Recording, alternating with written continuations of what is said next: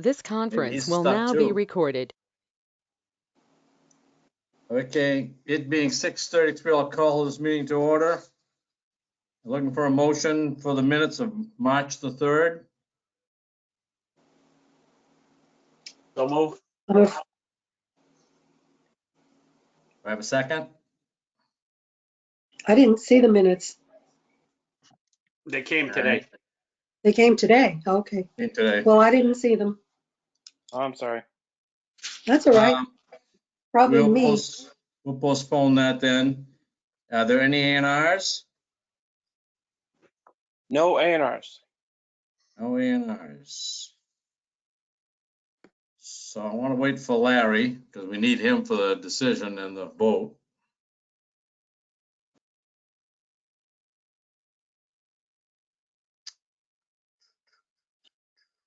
We could talk about setting up a site walk at Green Meadows.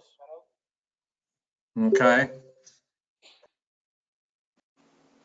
I don't know what everyone's availability is. I would be during the week myself. I'm just going to go get my calendar.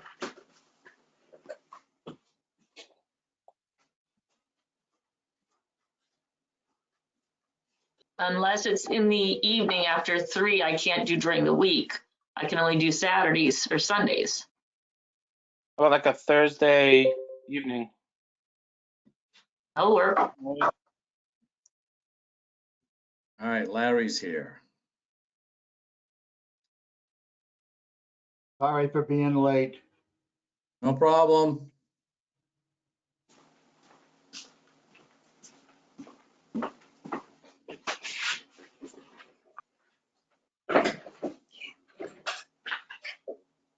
And now Mike's gone. I see Mike. I see Mike. I'm Oh here. yeah, there's Mike. Yeah, all right. How can you We're miss? all there? I don't see Larry, but I heard his voice, so I know he's there. Yeah.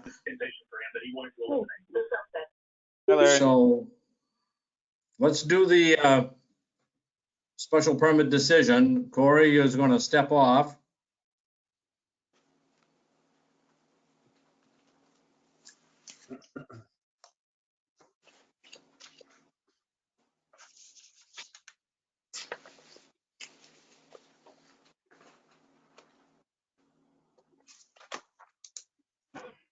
Did we vote on the waivers last time?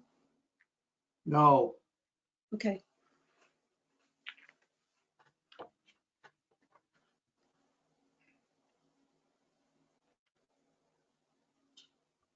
So Nick, Yes, your waiver is for residential? and the school one, yes, both. Based upon the fact that the board believes that the congregation of children in the school fell due to the church up the road and the driving school down the road. So we requested those two separate waivers for the residential, the non-conforming residential and the congregation of children. Yeah, David, if I could on that, I tried to look into that and what the actual regulation, the way it was worded, and I'll tell you, it's worded pretty great, pretty openly in our bylaw, I think. What do you So mean that by that? So that you wouldn't need the waiver? Yeah, I mean, you can look at it both ways. I could look at it that you don't need the waiver because it's more looking at like a primary type use of a school. And I mean, the primary use isn't, I'm not sure, well, the driving school might be, but like the music place is not a primary, the lessons and stuff. I don't think the Sunday school is a primary. I just looked at it and I was really But surprised. there are residences. I remember going through this whole thing when we did it with the selectmen and everything. And I don't remember it being worded this way, but the way it is worded, I guess we gotta look at that. Does anybody have the actual wording? I don't have it in front of me for that school section. I'll go and get mine. But you know, we still have the residency. Well, My that, we agree on that one. Joining, my recollection was We- just that, for the school, it said a primary or secondary school or area the children congregated. My first read through was that, similar to Mr. Loyne's, that I was looking at an actual, public or private school setting, but we requested the waiver just based upon the feedback we had gone through that first meeting. Because of those two places, plus I believe someone else had brought the fact of children potentially congregating up next to the Cumberland Farms area. Right. Well, wouldn't you feel more comfortable having a waiver? I don't want to filed put it, words so into, If the board wished to vote on it, I just saw it as the best way of making sure that we didn't have to come back before you. okay.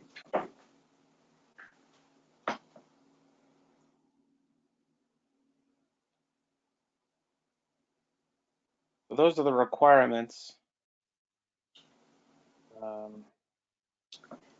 Well, it does say dance or gymnastics school, which would be very similar to the driving school.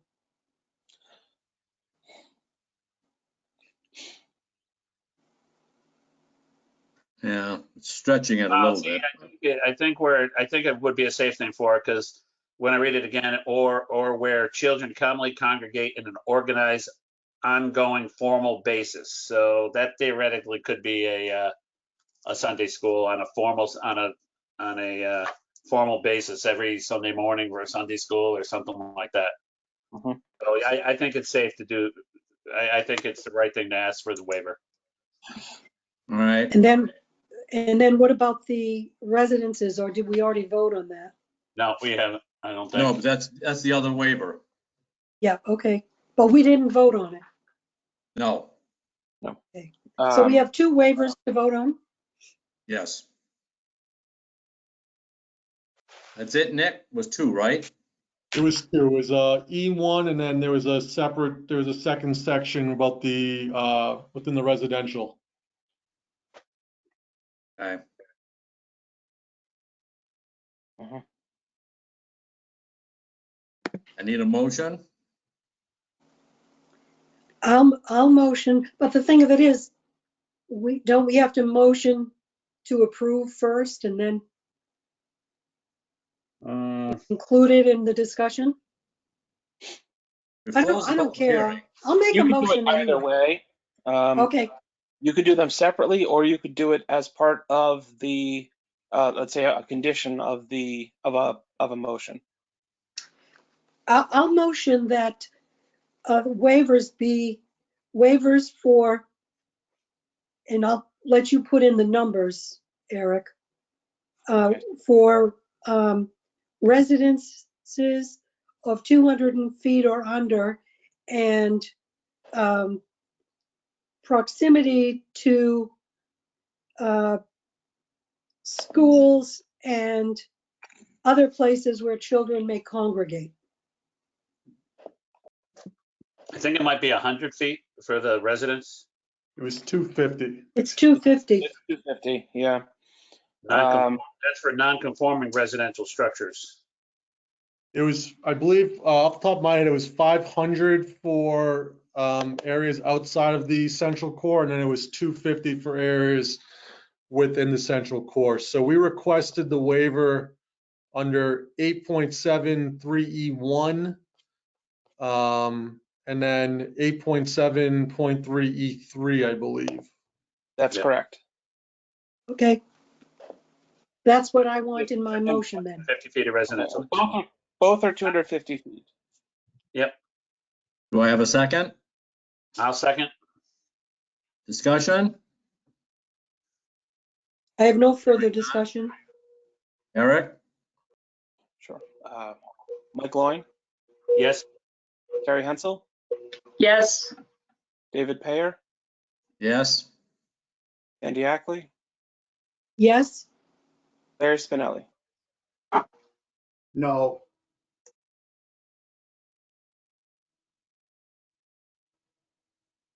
Okay.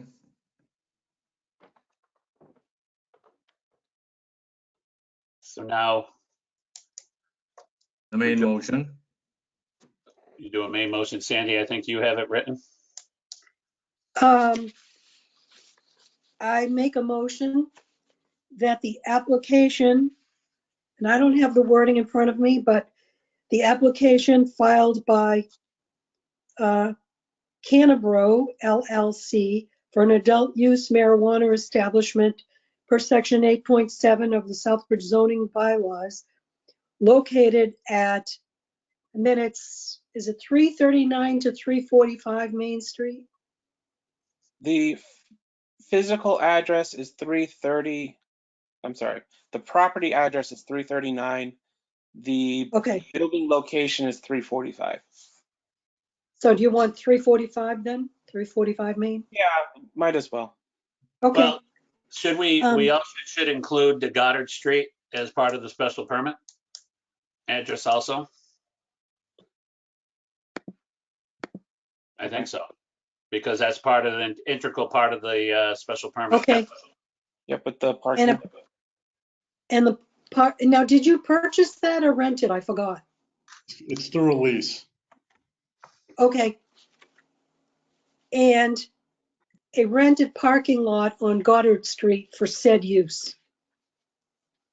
I believe the address is 6 DuPaul. Okay. Okay, 6 DuPaul Street. With conditions. And I think probably everybody's got conditions they've put on, so. Do I have a second? I'm just a little confused. It says here 339 Main, so I just want to make sure that we're putting the right address in there. Which address are we going to go with? They thought 345 because that's the shop address. So Okay. the address of the building is 339 to 345, Okay, but so the then shop is in 345. okay, so then this is wrong. It should have said 345. It's okay that the special permit public hearing said 339 because it is in that building. But I feel that we should now specify which shop it is. We're not giving a blank Okay. approval or not for the whole building. Well, What do you think? yeah, I'm not sure that it matters much, although the Mellow Tiger one, their physical address or the property location was 65 and or 67 Central, sorry. And that's what you approved it under, but the mailing address, I believe, is 69 Hook. Eric? But everything was done under 67 Central, so maybe you should do 339. Do we have the map and parcel number? I think maybe we just do it under the tax map and parcel number, and that way there's no questions. Yep. It's I map. I think it's on the Map 40. application.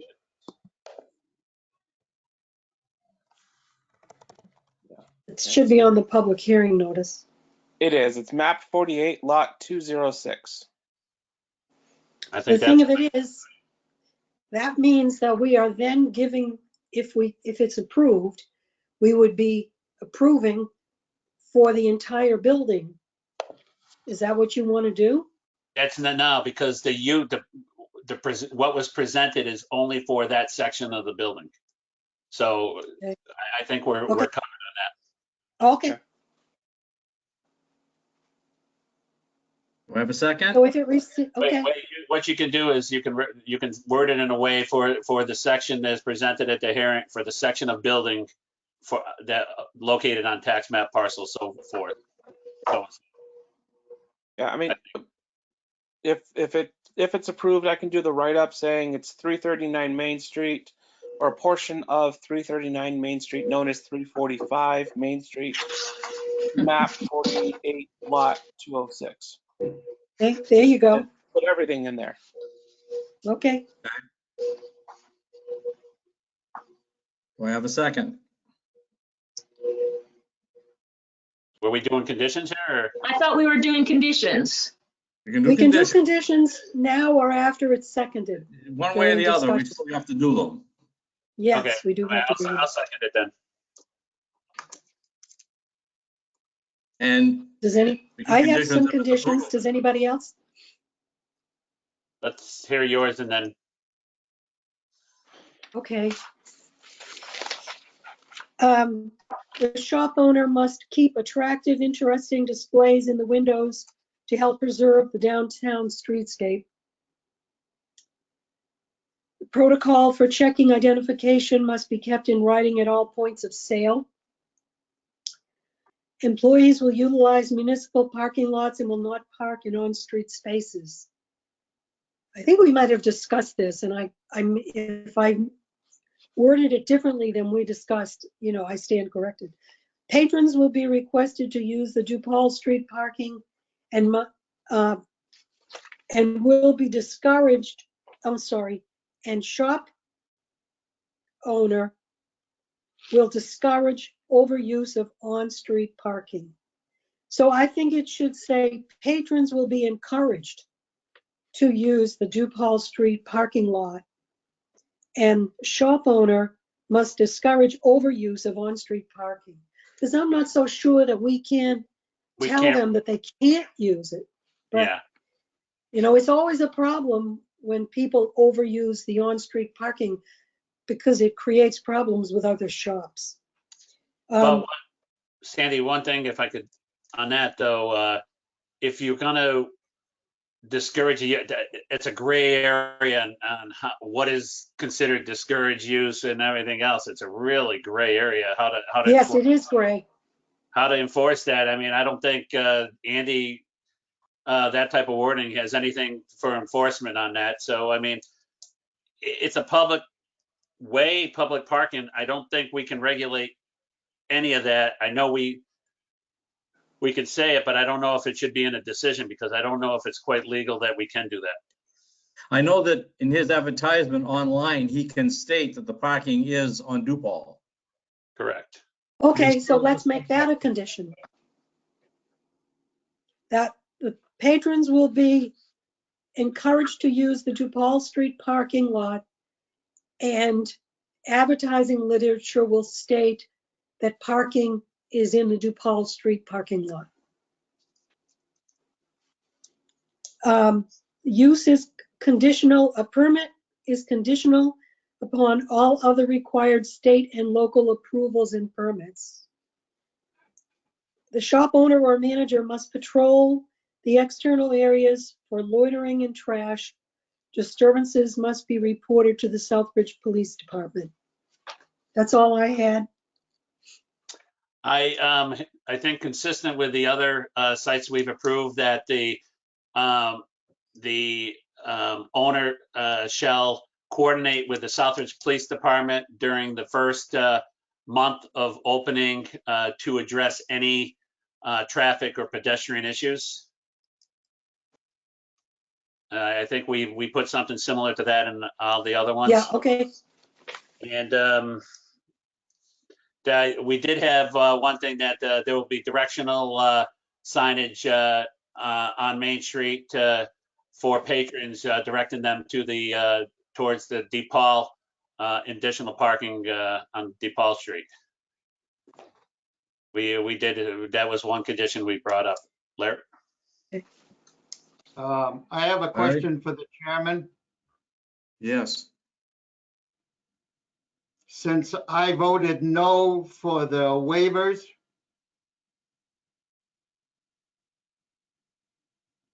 do we still need 5 yes votes, even for waivers? No. I don't believe so. Majority. Oh, okay.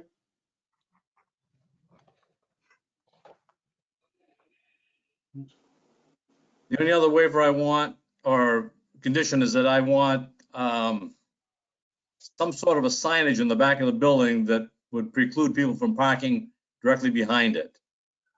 We talked about having some type of movable barrier across that parking lot that I think Joe had agreed to work with him and the abutter behind, so people don't pull in and park in that parking lot, some type of signage on a movable cone or something like that. I think that was a condition we originally talked about also.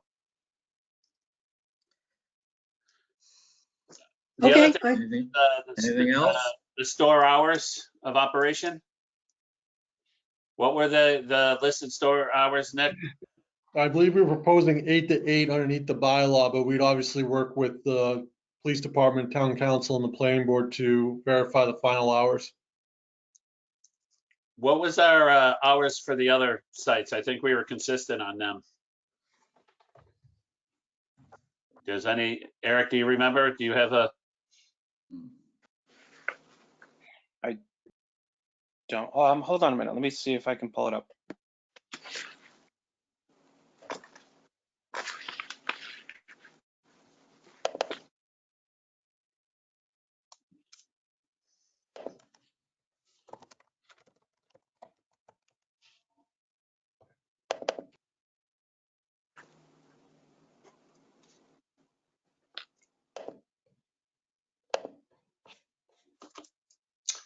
Well, he's doing that, Sandy. On the other ones, we did something with the signage shall be in coordination with the town of Southbridge sign bylaw.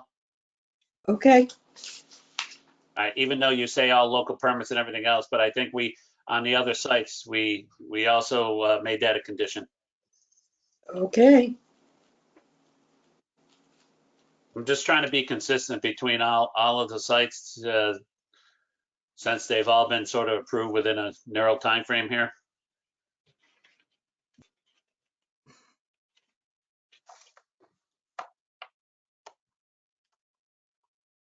I'm thinking the other times were around 9 to 9, but I'm not positive. I pulled up the special permit for the one on 208 Washington of Worcester.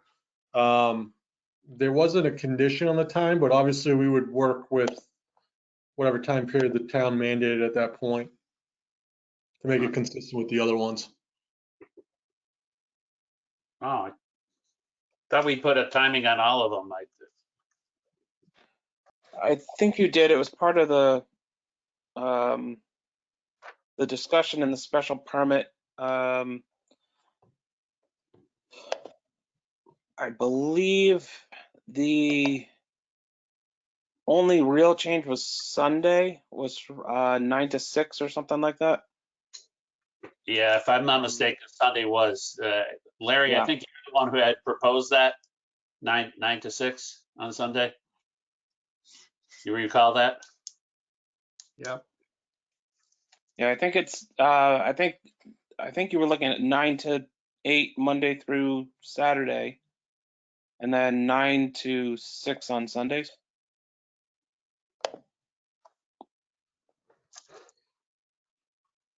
Was that a condition of the others? I believe so. Bear with me a second. I'm gonna look for the other one.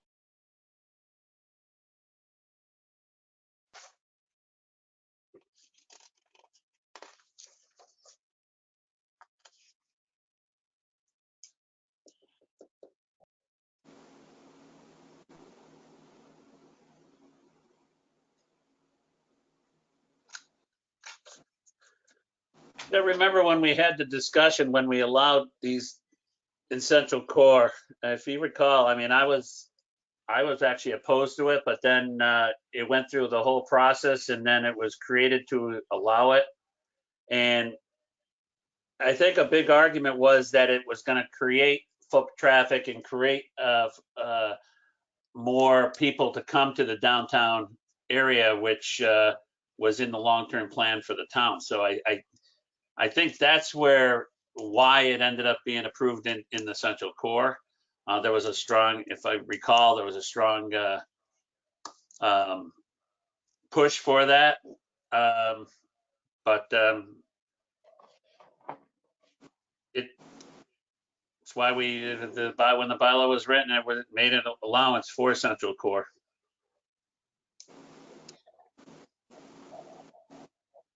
All right, as far as I can see, it's 9 to 8, Monday through Saturday, and then 9 to 6 on Sundays. All right. Is that all right, Nick? Of course. It'll be 9 to 8 during the week, 9 to 6 on Sunday. Yes. Any other conditions? Hearing none. Eric?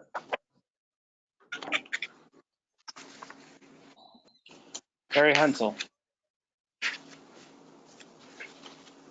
Yes. David Payer, Yes. Andy Ackley. Yes, and I will submit my personal findings to you via email. Eric? Okay, thank you. Larry Spinelli, No, Mike Loin, Yes. Motion doesn't carry. I would like to read my reasons for not voting in favor of this application.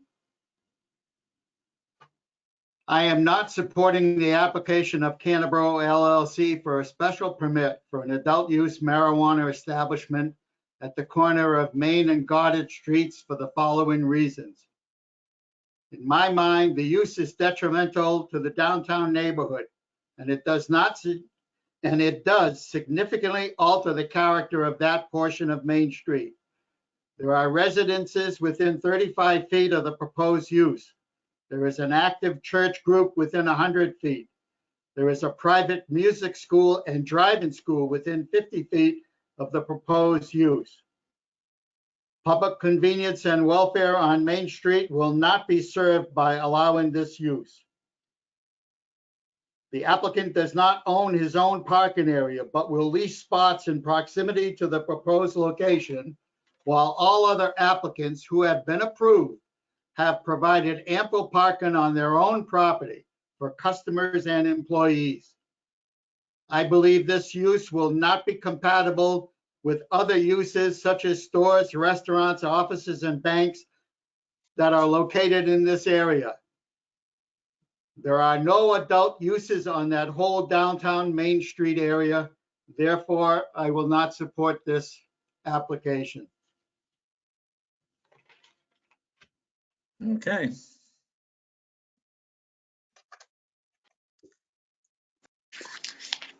Thank you for your time. Thank you, Okay. everyone. Moving on. Okay, Thank you, Andy and Mike, for showing up.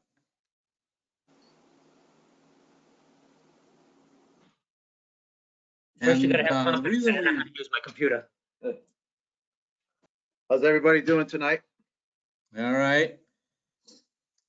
The reason we have questions on certain pieces of property in town that we've complained about, and then we ask Eric about, and sometimes he has an answer, sometimes he doesn't. So we just wanted to tighten up our eyes with the building inspector. We're not sure if, I mean, we've been remiss probably in not having written records since this coronavirus all happened.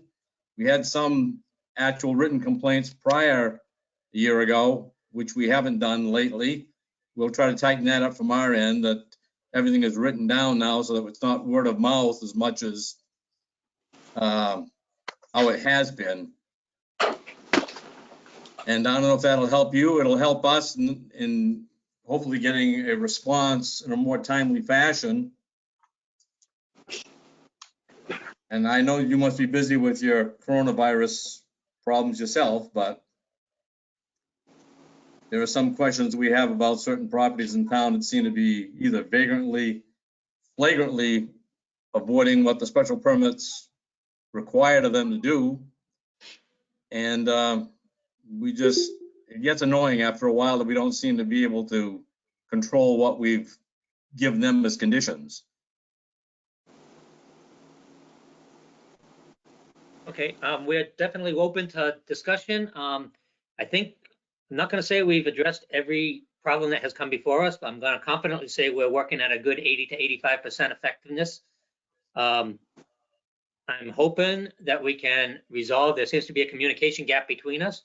So I'm hoping that by the end of this discussion, we can close that communication gap and walk away from here with some sort of working operation that'll satisfy both this board and the department here. So I'm hoping this comes down to a communication issue, like we're not getting the message to you of what our decisions are, and we'll work on that on this end. And if we can get complaints in writing from your end, I think we can meet in the middle and come up with something that'll work. But if you can delve into this a little bit, we'll definitely offer comment, offer thoughts. All right. I mean, we've had some complaints about a fence on West Street. Yep, I've sent out a letter already with no response. So I have started working on the second notice to send out. And I'll end up issuing fines because, again, I'm not getting a response on that fence. I have 2 other fence complaints as well that I'm working on in town. The Pleasant Street concrete wall fence? That has gone through the ZBA. They did give him a variance. That wall is supposed to come down. That was all part of the variance. He's supposed to be moving that back so that it's 4 feet off of the building and not on the sidewalk. So yeah, we're waiting for compliance with Juan Colon, the owner of that property. I just didn't realize there was enough space to have it 4 feet from the building and not on There the is, right? sidewalk. Right now, he Okay. currently parks cars between the building and the wall. Oh, well, He'll no longer be able to do that once the wall comes down and he moves it back. Part of that wall will not be reconstructed either because it's on the neighbor's property. And the neighbor did not apply for a variance and was not given one. So that section of the wall, once it comes down, will not be going back up. I have other issues on that property as well. He finished off his garage without a building permit, so I'm working on that as well. Covered the property all in concrete, so it's all impermeable surfaces now. So I'm working on that with him as well. He also owns 63 5th Street, which he applied for a variance over there. Was granted his variance on that property as well, and has not done anything further on that property either. So again, we're working on all of those properties with him. Just slow going right now. The property across from across on Vinton Street, across from Donnie Saldani, the old. Donnie and Donnie's. Yep, 476 Worcester Street. Yep. Yep, that he's been served 2 notices already. Served 1 fine. Baltazar Sanchez is the gentleman that came in on the notice. DePietro has not responded to me at all about the notices. But Baltazar came in. He was explaining that he needed a special permit for that. We went back and forth and all communications ended with him. And Andy and I are now working on bringing that case to, no, we're working on ordering the police to have the cars towed out of there. We've issued 3 orders on that, the most recent one in December. I've taken those 3 orders. I'm issuing a note to him today stating that you've had 3 opportunities to do this. You failed. If you don't do it, I think I gave him 1 week to get it done, or we are going to exercise one of our other options, which one of my options is going to be to order the police to remove those vehicles. Under the blight bylaw and under Chapter 143 and under Chapter 111, I believe we have the authority to go on the property ourselves and just have the vehicles towed, and then we will put a demand on the property for whatever it cost us and ultimately put a lien on it if they fail to pay the demand. So Okay. we are moving forward. I expect we should be ordering the police to do that within a month to a month and a half. And if I could Alright. make note, I worked with the police on Crane Street as well as the Central Street parking lot where there was trailers being stored. And working with Detective Jenkos, I was able to get the cars all towed off of Crane Street as well. We had a property over there. They were selling cars out of the house. Detective Jenkos reached out to me, asked me if I knew about it, which I did. I was working on a letter. So they had a joint investigation going for a complaint. I guess they sold some cars that they weren't honoring the warranty or whatever. They had a legal matter. So I worked with them and we were able to get all those cars towed out of there. And we had some towed off of River Ave as well. The other thing too is, the other thing, Balsavar, also his house on Main Street, if you notice, there's a lot of cars on that site as well. I have noticed. I was talking with Andy earlier today about that. I noticed them when I turned around in the package store one day. I happened to notice all the cars up behind the deck. Yep. So we'll get on that. I haven't currently done anything with that property yet. Again, I just noticed it. So, but we will get onto it. Another thing that goes back a ways is the LaBeouf property behind where he's storing his dumpsters now on 131, Okay. where considerable amount of gravel and loam has been moved around. That goes back a ways. Mike, you It does. talked about that one. Yeah, that site plan that should have required site plan review. It never came before the planning board. I think it happened before I was even on a board, but should have come for site plan review, and I don't see any record that it ever did, and they're using it for commercial purposes. What That's happened on behind, that that one? was the old Para property. Yes, that one, I think we fell on our butts on that one as far as gravel. He moved a lot of soils around, and that one I think we should have brought forth. Mr. Casey started an action against that property early on when I first took over the department. He told them that they had to have a site plan review, and they agreed to do that. In the interim, we changed the zoning, and the zoning turned into a yes. Under manufacturing, outdoor storage was allowed. Any yes in our use table is subject to conditions of 2.6. So when I turn to 2.6, 2.6 is all about structures. When a site plan is required related to a structure, there's no structure there. So I believe it became a conforming use when the 2018 regulations got adopted. You just adopted another one through the council, I believe, 2 to 3 weeks ago, maybe a month ago, that again requires a site plan approval, but there was a 2-year interim time when that use became approved without site plan approval. So the use, in my opinion, is now grandfathered because it became approved. The gravel situation, moving more than 50 yards of material, I believe they should probably come forth for a permit from this board.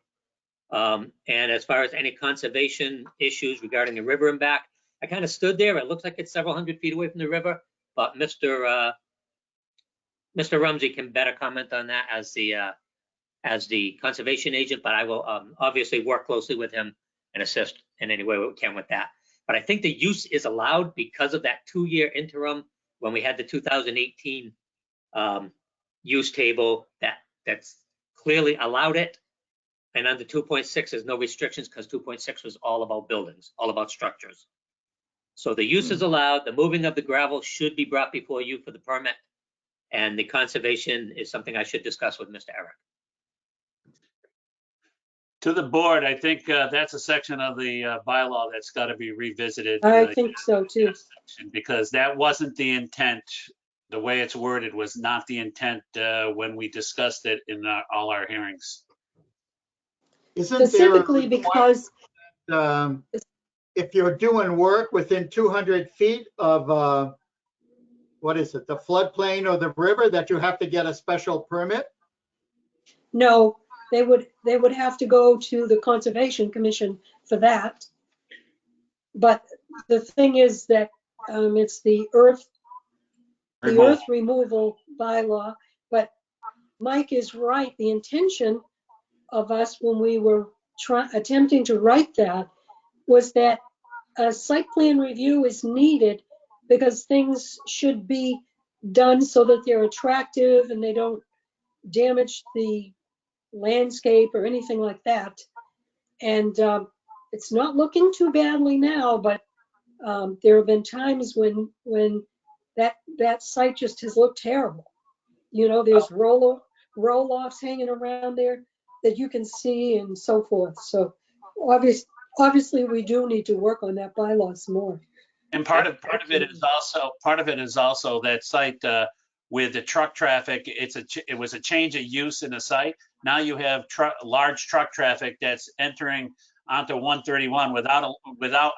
It should have required a state curb cut change, a required state curb cut, which I'm sure never was obtained, and everything else. So there's other permits that should have been obtained as part of this, and that's the planning board to look at safety issues, site distance, trucks pulling out in that area, and that was the purpose of site plan. Yes, it's an allowed use, but it still requires site plan approval. It was only minor changes of type uses that were supposed to be allowed by planning committee, not a blanket, yes, it's allowed and no site plan required. That's not how it was originally discussed at any of our hearings. Absolutely agree with you, Mike. The regulation before this one, before that 2018 regulation required it, clearly required it. The 2018 edition seemed to drop it, and then the new one that we just adopted requires it again. I have to look at these regulations, and I have to enforce these regulations like I'm standing before the judge. I agree. And basically what's on paper is what's going to hold up in court, unfortunately. Yeah. So Andy, I know, we know the drill. when I hit the 2018, like I said, we started action. When I hit the 2018, the use became compliant. So we backed off it, and unfortunately, it's not what the intention was, but it's what the written word is. I believe it's fixed. I believe, in my opinion, the new one, by saying a site plan is required, I believe it's fixed. So establishing it there would require it. So going forward, how would you suggest that we proceed? Should we write things up and give it through Eric to Mike?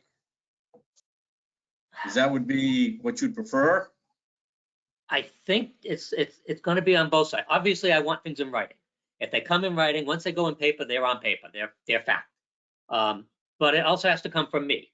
I think what we're lacking here is we've looked into things and made decisions that it doesn't need enforcement, or but we failed to communicate back to you that we've made those decisions. So I talked with Mike extensively since you announced you wanted to see us, and we kind of speculated on what the concerns were.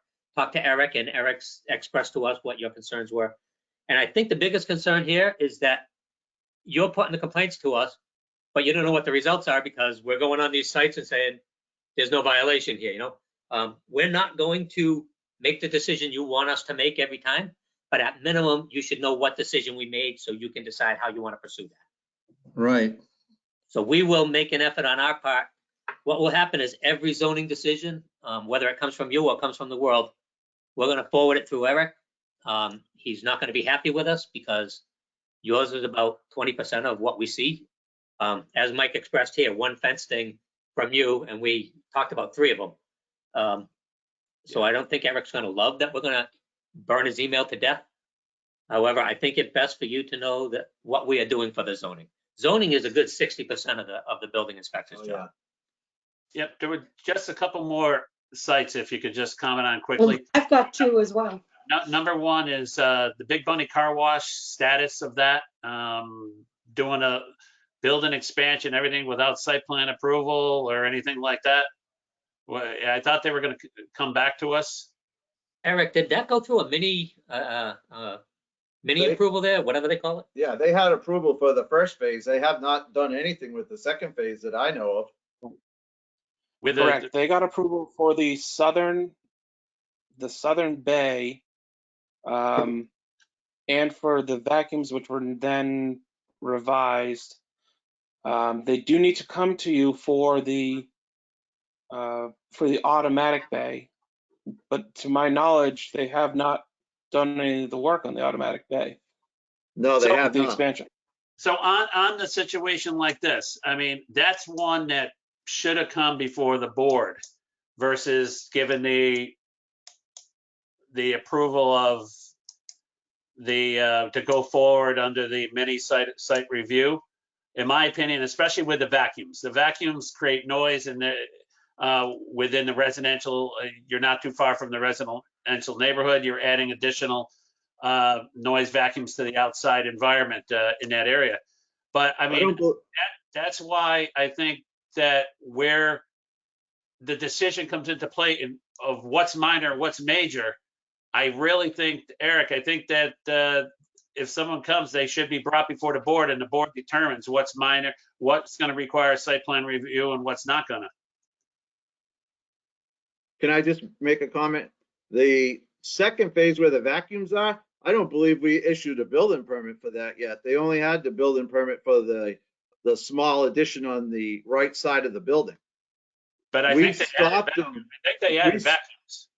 We stopped them with the vacuums because of the noise when they were talking about it. Eric and I had spoken with, I forget the gentleman's name, the contractor, and Pete Canoia. I think it's Pete Canoia that owns it.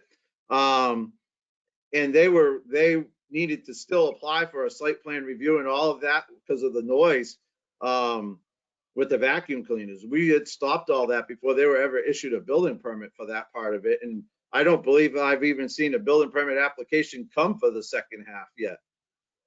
Now, they had ordered the equipment because they had to order it to get some deal or savings on it, and they have it all stored in the parking lot over there.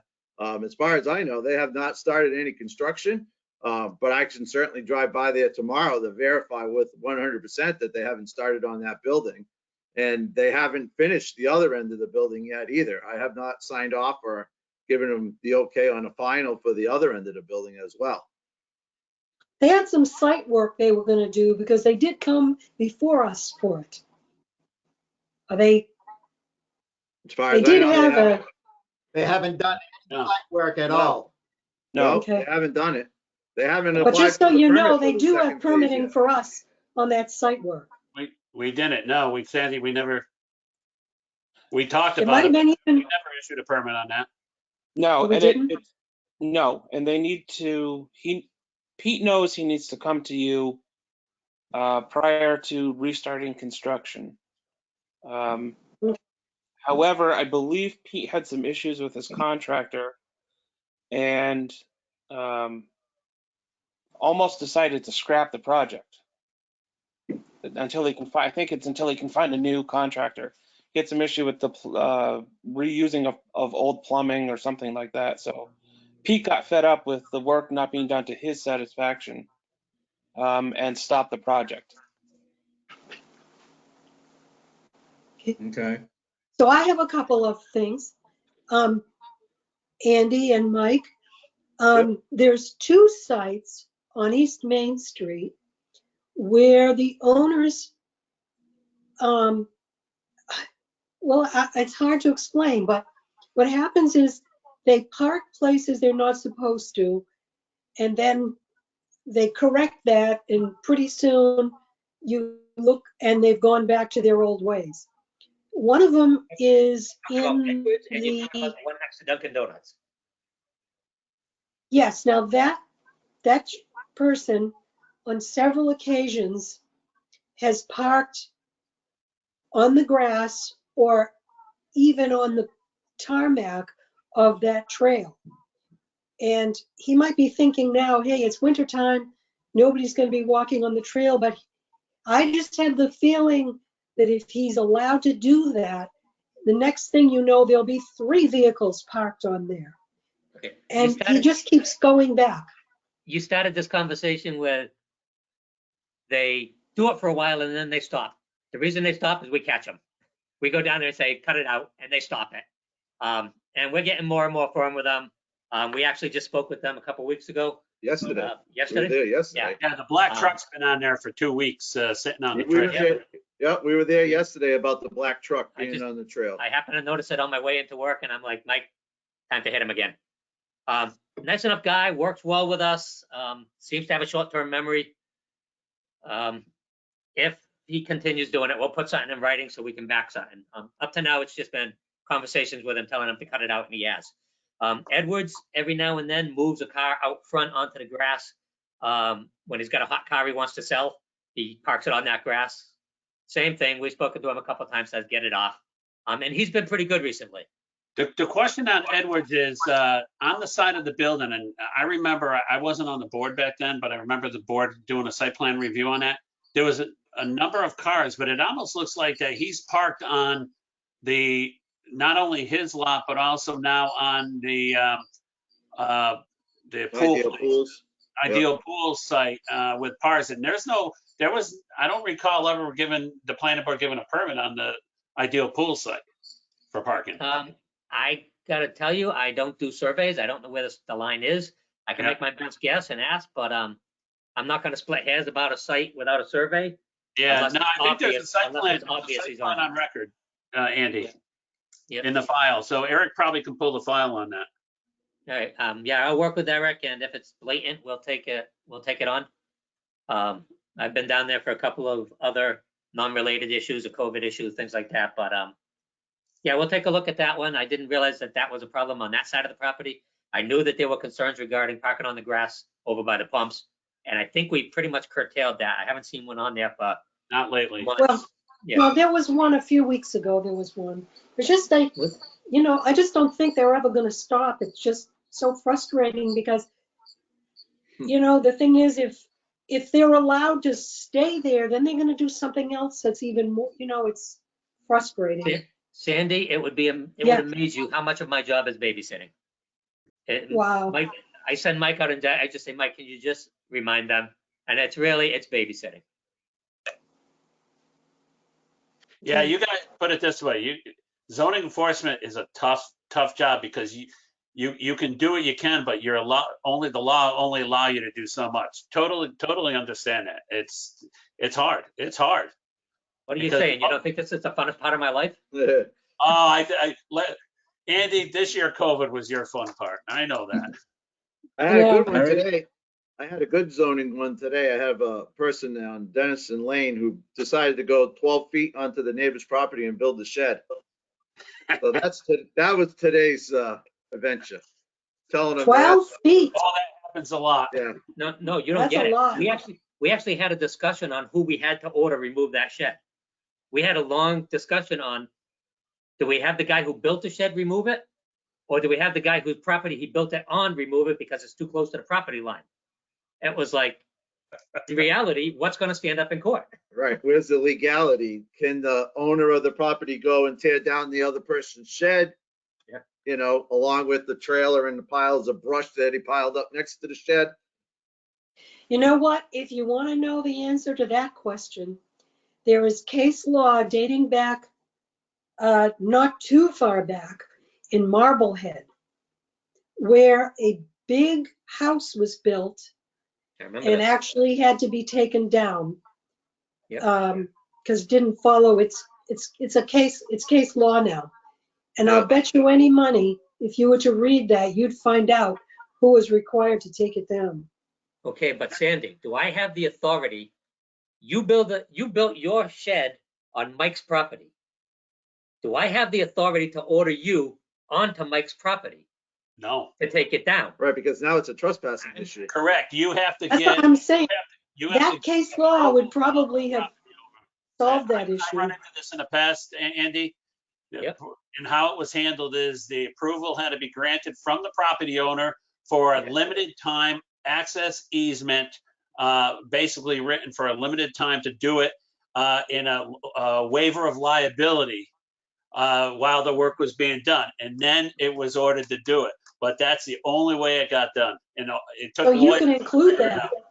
But these are the kind of battles we run into. A simple setback problem becomes 15 or 20 hours worth of work on our side because we have to research all of these The nuances. legality of it, right? Yeah. So, All right. And how did you guys finish up with the man on Ashland Avenue who does, or who has in the past, done automotive repair in a temporary, 620 Ashland Ave? yeah. All right, so I've been How there did you, multiple I'd love times. to know. Every time Eric's asked me to go by, I've gone by.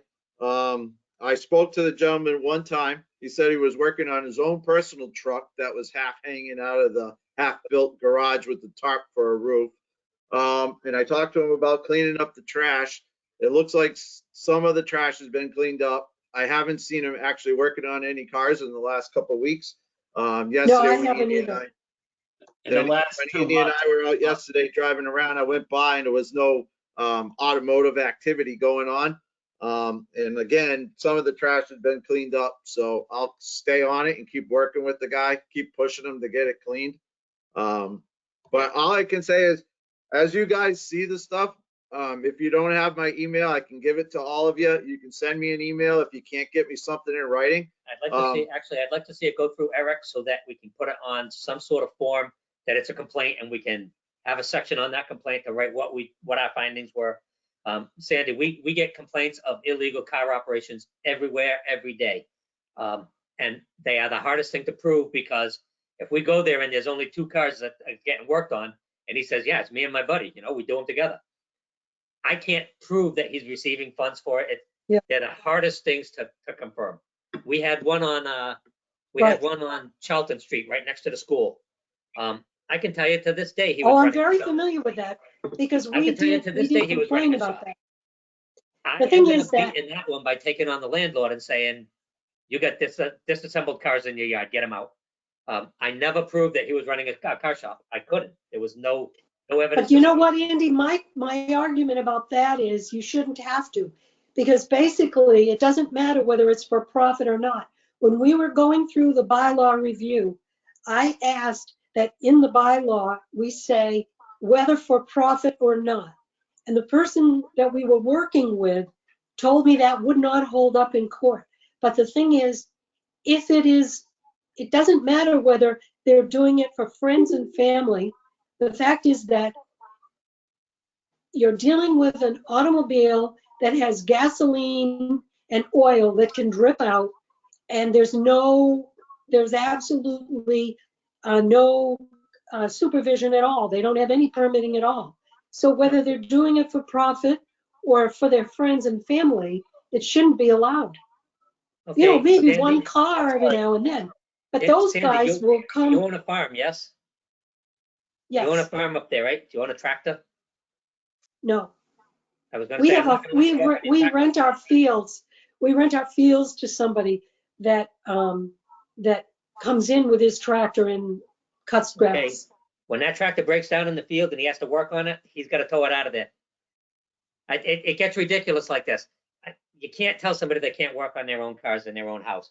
Home I know rule. once in a while it's the fine, states- but these people have 3 and 4 vehicles sometimes, and you can't prove that they're taking money, but Well, I have a friend here in the town hall who's part of the car club. He runs he hypes up one of his cars, and he's got like 8 friends, and they all get to the same place and they all put on the same parts and everything. They do it together. It's a club thing. It's not working on cars for profit it's a club. I don't know. It's a very hard thing to work with, Sandy. yes, I can tell. Larry? Oh, sorry. Andy, I have a question, and hopefully it's not a stupid one. If you own a car repair place, like the one, or a muffler shop like the one next to the Dunkin' Donuts going down by Sandersdale or whatever. Yep. How many unregistered cars are you allowed to have on your property? I believe our zoning specifically says it exempts. Our zoning exempts dealerships and auto works places and stuff like that, I think. So you're allowed 2 unregistered motor vehicles in the general population areas, the residential areas and stuff. But if it's related to a car business, it's exempt. That's the way I read it. I forget when I read it, but. So it's related to the business. I can bring in an old Volvo and keep it in the backyard if part of my job is repairing Volvos and I use parts from it. It's related to the business. It's accessory to the business. So I wouldn't hold the 2 limit to that. And I think the zoning exempts the 2 limit in that type of situation. Do you agree with that? Do I agree with it? Yes, I do. Because Okay, a lot of times, everybody thinks about, the 10-year-old and newer cars. And it's like, yeah, those parts are very readily available. But if I go out and buy myself a Chevelle or a Volkswagen Thing, which is kind of my dream, it's the stupidest car on earth, but it's kind of my dream. I'm going to try to buy 2 of them because finding parts for them is miserable. So I'm going to keep one for parts. So if these guys are working with specialty cars or older cars, or yeah, they're going to need parts cars to keep their business going. It's accessory to the business. I do agree with it. but if they do general repair, so they're repairing any and all cars, Yep, you still agree with that? I do. I think that if you're running a car business, you're going to have a certain number of unregistered cars associated with that business. Would you put, an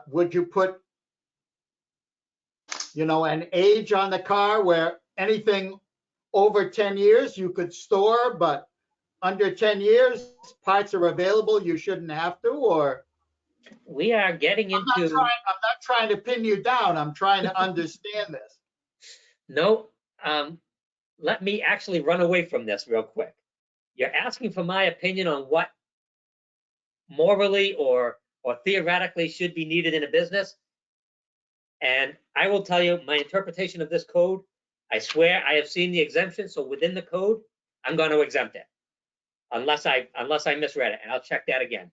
No, I'm not trying to question you on that. I'm just trying to get a feel for it because, I think, the car repair place on Goddard Street that we've bugged him and Yep. bugged him and bugged him because he loves to buy old cars and he parks them on there.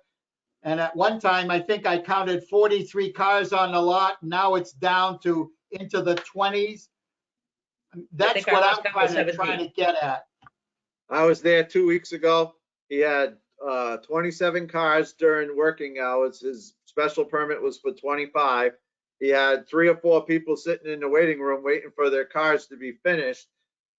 So he had cars coming and going. He couldn't give me a definitive number. I did count 27 in the parking lot. So what I did is I went back on a Sunday when he was closed and he didn't have any transient customers coming and going throughout the day. And he had 17 cars outside in the parking lot. What he had in the building, I don't know. But I had also spoken with him on Thursday when I was there. So he knew that I was watching it. And when I went back on Sunday, there was only 17 in the parking lot. So Larry, if Oh, you're looking for my opinion, that's one thing. If you're looking for me to tell you what I think is written in this thing, that's a different thing. And this is what I'm going to enforce. Okay, I understand that, Andy. I don't have a question. I'm just trying to get a feel because maybe I'd like to submit a change or something or do. I'll tell you, I remember when I was growing up, I had 7 Volkswagen Beetles and I was working on all of them. And I agree with Andy in the fact that they should be allowed to have, some cars, unregistered cars for parts. But I kind of lean more towards they should be fenced in. I kind of would rather see them screened from the public eye so it looks neat and clean, not messy. But I do agree they should be allowed to have some, especially with the older vehicles. That's my opinion. Again, opinion, you guys put something on this paper and we'll enforce what's on the paper. To clarify, are these cars operable? Can you drive them? Will they work? No, they're for parts. Larry, you're So referring so to then it's cars actually- for parts, right? So it's like a junkyard, Well, Yes. right? I'm concerned with unregistered vehicles that have been there for a long period of time. Okay. And I'm sure that the owners of these places have every good intention of flipping them over and doing that. It's just that it becomes, on Goddard Street, it was a junkyard. It was like that for years because when we granted them the permit to open that business as a garage, my brother lived right across the street at 43 Goddard Street. Well, till the day he died, I used to go over there, bring him his supper meals every day.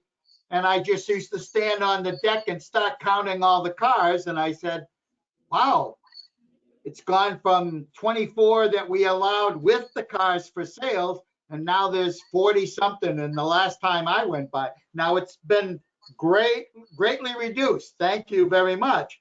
I'm just trying to get a feel for, should we change it? Should we make it enclosed like Mike wants, or like Andy wants? If you don't put it down on paper so that he can enforce it, then he takes a different view. And I understand Andy's view completely, because, you know, if it's not down on paper, it's really not worth that much. Can I say opinion? Please. Councilor Dow, can I say my opinion? Yes, Joe. Thank you. As an owner of garage, I think a few cars, it's okay if you order a motors or you working on something, you waiting for parts. But I don't think you should have 5, 6, 7 cars with no plate for more than a week on the side. What kind of business you doing if you're not fixing those cars and move them to generate money if you're gonna sit on your side? I mean, 1 or 2, I understand, and I think the zoning say you can have 2 cars unregistered property, regarding if it's a garage or house. And if you want to keep cars unregistered, apply for storage or dealer license. And I'm sure the board wouldn't give a hard time. But if you're gonna allow to have a people park car unregistered just because they have a repair shop, I mean, where the customers gonna park? Where, like Terry say, is it junkyard? What is it? Thank you. Andy, what is Sid's considered? Is it considered a garage, or is it, there are always Sid's? cars parked on the road at Sid's? All the time that I was growing up, Sid's is actually in Charlton, correct? Yes. No, All- Southbridge. Sid's? That's in It's South. on- Right on the road? Southbridge. Yep, He talked for the Southbridge police. right on the line, but he's in Southbridge. Okay, all the time that I was growing up, he was, as far as I could tell, a combination garage and junkyard, because I used to go down there and buy parts from him. So I had an old Pinto that he just loved that car, but I used to go down there and work on my car with him, and the parts would be there on site. Yeah, I didn't know what the town considered him, because some cars don't move from that site at all. Right. I mean, he He have also does impounding for the police the department. over there. planning board have to give him how many parks supposed to be regarding body shop, storage for the police, selling cars. I mean, isn't it? I don't know. I mean, it looks like chunk Been shop. there before I was there. He's grandfathered. There's not a lot. Yeah. But I don't think that he should be grandfathered regarding logs and things that are stored right near Dean Brook.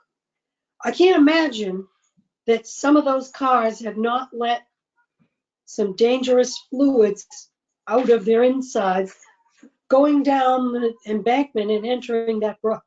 I can't believe that the Conservation Commission has not challenged him on that.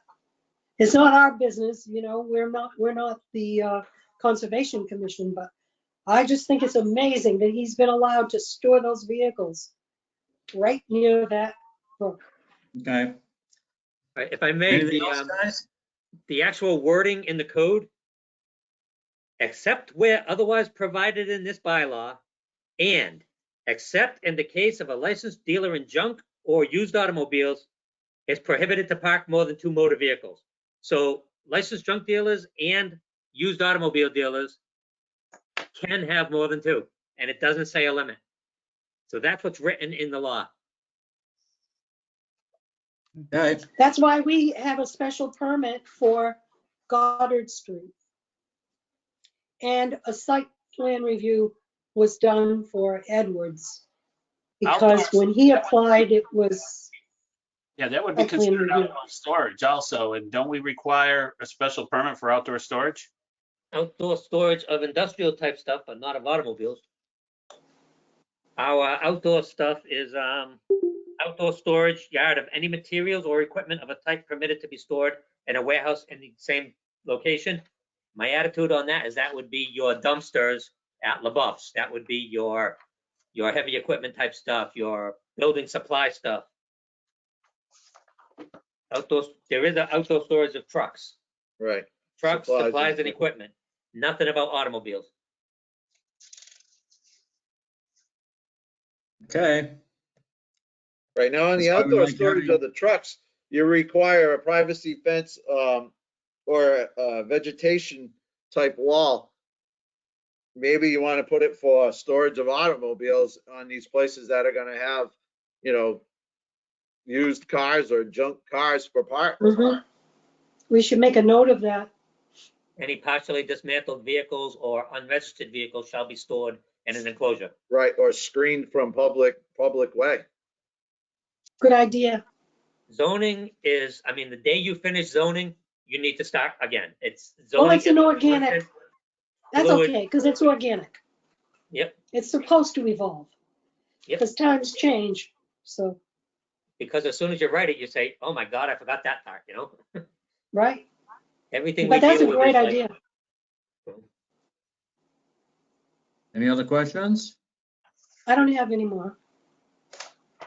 I would just like to tell Andy and Mike, thank you for coming Mike. on board tonight. I'm speaking just for myself, but I certainly learned a lot of things that I had questions about that I was kind of upset because I kept thinking nothing was being done, and that's not the case at all. So I know you gave up some of your evening, but I think it was very beneficial, at least to me. I feel a lot more comfortable.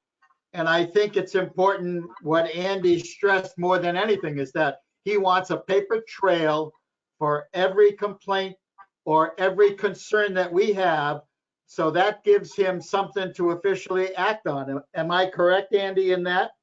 Yeah, I think if we can get a official complaint from basically everybody who complains. I mean, I say from the planning board, anybody who's got a complaint, I want it in writing. And it'll be on a form that at the bottom, we can make our comments on it and get it back to the gentleman or lady who complained. And as I said, Eric can reach through the phone right now and choke me to death. But every zoning decision we do, we will run through Eric, so he has a record of it. He can forward it to you if he deems it necessary. Right, because we could talk about it in a meeting and then Eric would know, because you'd already looked at it for another reason. Yeah, Eric, if I could mention something, that your predecessor, I thought already started some type of dialogue sheet with the building department. Mike, I think it's before your time. I think there was a complaint form and a follow-up form that was going on, and there must be a file of it somewhere, because I remember seeing a copy of the form and looking at it, and it looked pretty good. It was so you might want to look in the file on that. I'll check. I probably have seen it, and so part of that is my fault for not using that form. You know. If I could say too, with COVID and the town hall being closed, a lot of the zoning complaints come in by phone call. And so that we do have some type of record, I'll give the person filing the complaint my email address, and I have them email me it so that I at least have something in writing, or, you know, through email. So we do have a complaint form. I have not seen a follow-up form, but we do have complaint forms, but it's hard for people to come in and file a complaint when the town hall is closed. So I try to be accessible through email as much as I can. You know, a lot of the calls come in and I handle them right when they come in. And a lot of times it's resolved just with me verbally going and speaking to the person who's in violation. So then I don't go any further with forms. If you guys would still want me to do something in writing so that you're aware of all of the calls that come in, I can certainly do that. We can certainly draft up a form and submit it to you once a week, once a month, bi-weekly, however you want to do it. Well, I think, Mike, just like Andy said, if we do make a complaint and you come to some conclusion, then we learn about that conclusion. As Right. opposed to wondering, has he even looked at it? Yep. And I'm okay with that. Do you want to be aware of the complaints that you don't hear about though? The ones that you're not bringing forth? Do you want to know about those complaints? No, we trust you to let us know if it's something that we need to know. Andy, we don't want to know about those complaints either, you know. Yeah, I don't have a problem with that. Some of them you don't want to know about, believe me, I'm sure. But I picking back off of Larry, I got to agree. I think tonight answered a lot of questions about enforcement and everything else. And I really feel comfortable. And I know it's been tough with COVID and everything else, but I think COVID isn't an excuse. I think it's a dialogue and a communication issue. And I think if we get that squared away, I think we'll be able to make the town a lot better across the board. I concur. Andy, could I want to say something that's not related to zoning or building inspection or whatever. When the governor started announcing availability of the shots and everything, Yep. and I called you, spoke to you, you made reference, you handed me off to your secretary or someone else, took the name down, even though I was not eligible yet, which I knew I wasn't, and I explained that to you. Yep. But you were very gracious. The lady who handled it was very gracious. I just want you to know that my wife and I got our second shots yesterday. How's your arm? And the whole operation down there is just impressive as all hell. And I'll be the first one to admit it. I am petrified of needles. I mean, I am petrified of needles. And I ended up in the hospital a couple of times where I actually got slapped because I would flinch when a needle went in and everything else. So that's how bad. Well, for the first shot, I got a student nurse. One of our big path nurses. I did not know when I got the shot. That's how good she was at either distracting me or putting the needle in, because I never felt it. All she said was, okay, you're done. And I said, did I get the shot? I want the shot. She goes, you got it. Yep. So yesterday, my wife and I went for our second ones. This time I had a nurse. And once again, I made a fool out of myself. I said, when am I going to get the shot? Trying to lift me up because I'm done. So all I want to do is let you know that whatever part you had in that, big thumbs up, because maybe I'm not going to be quite so much of a coward anymore. Maybe. I don't know. But they are doing a wonderful job. And it's so organized and it's so professional that I'm overwhelmed with how impressed I am with how they handled it, their courtesy. Unbelievable operation going on down there. So whatever you've had to do with that, I wanted to make it known. I am impressed. So thank you very much. That was the most amazing partnership between 9 boards of health, the hospital, fire department and police department played huge roles in it. It was just everywhere we went, the partnership just worked. We were the first one set up in Massachusetts. We basically have had every senator. I believe we had the governor there at one point, just because it's an example place. They almost closed it when the mass vac centers came on site. So our partnership got together and we called everybody and their mother. I was on the phone with Karen Polito. It's like we were talking to everybody. It's just working, and we're pushing out almost 700 a day. So okay, so I want to know, how do I get to be part of this wonderful shot? I can't get in anywhere. I'm eligible. I've been eligible for 2 weeks. Webster doesn't want me. Southbridge doesn't want me. I'm not part of the Southbridge School District, so I didn't fit into that category. You are eligible. On the list? Terry, call me. Call me tomorrow. Call me at the office of the Board of Health. I will get you I will get you on our list. We Thank have, you. we have a way to get in. It's still not gonna happen overnight, but I'll get you. I'll get you. I'm not asking for Not- overnight, just Not please. offering special treatment. I will get you in through the Thank right you. channels.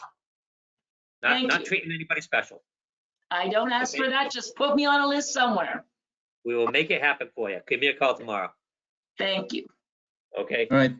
Thank you very much for sticking Everybody, around. I appreciate your time. We will work on this through Eric and come up with something. Great. We loved Right, the thank you. communication. It was wonderful. Thank you so much. Thank you. Have a great Bye, night. gentlemen. Thank you. Mr. Chairman, Yes. I'd like to say something. Yeah, it's too bad the counselors have already left. Well, that's okay.